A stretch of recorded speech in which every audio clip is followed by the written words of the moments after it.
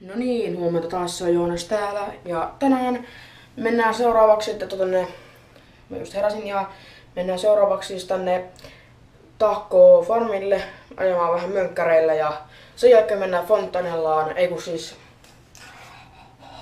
Tahko Spaahan uimaan ja sitten tullaan taas tänne ja mennään nukkumaan. Mistä mä en valitettavasti kuvannut video. No, nähdään sunnuntaina. Mutta ensin mönkkäreillä. Moro!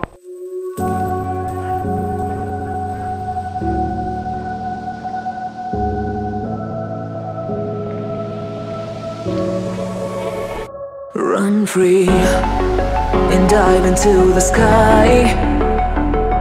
Hear the wind crying out its prayer. Why are we so ashamed to be alive? Break the chains and our freedom